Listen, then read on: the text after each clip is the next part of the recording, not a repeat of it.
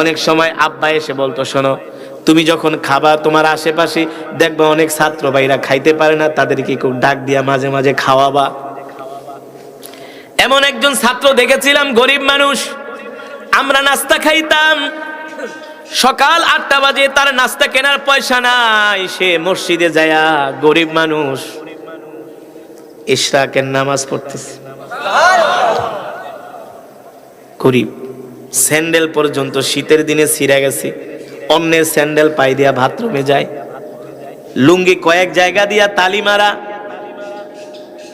কিন্তু তাদেরকে নামাজের প্রথম কাতারে পাওয়া যায়। সবক শোনানো, পড়াশোনায় তাদেরকে নাম্বার আউয়াল, সবার 1 নম্বরে পাওয়া যায়।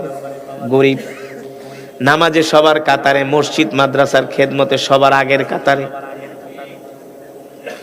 শুধু মুখে মুখে না, মুখে মুখে না, আমরা তো এখন মুখে মুখে রসুলকে ভালোবাসি, সুন্নতের মাধ্যমে আমরা রসুলকে ভালোবাসি না, সুন্নতের মাধ্যমে আল্লাহর হাবিবকে আমরা মহব্বত করি না।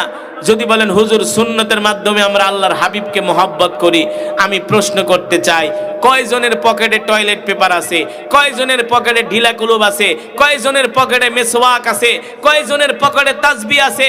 আজকে কয়জনে 5 ওয়াক্ত নামাজ পড়ছেন? ঠিক কিনা বলুন, কয়জনে 5 ওয়াক্ত নামাজ পড়ছেন? আমরা ওয়াজ শুনতে রাজি, মাগার নামাজ পড়তে রাজি না। মতলবে গেছি এক ওয়াজে, মাহফিল কমিটিকে, হুজুর এমন কেরাত পড়বেন টানের চড়ে মাইকের তার তোর ছিঁড়া ফেলাইবেন, মাইকের ইউনিট কাইটা ফেলাইবেন। আমি বললাম মাশাআল্লাহ, ওয়াজ করান কয় বছর? হুজুর বেশি না, 50 বছর। 51তম মাহফিল, গরু 10টা জবাই করছি, মসজিদ, গ্রামের মসজিদে এসি লাগাই না। এটা কোনো কথা? টং টং করে।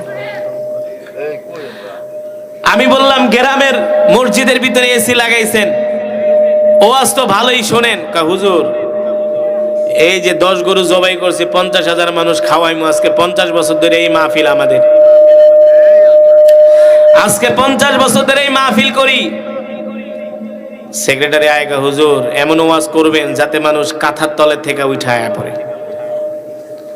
কাঁথার তলে থেকে উঠে আইসা পড়ে। আমাকে বলতেছে, আমি বলি শোনেন ইমাম সাহেব, আপনি কি এই মসজিদের ইমাম? হুজুর আমি এই মসজিদের ইমাম।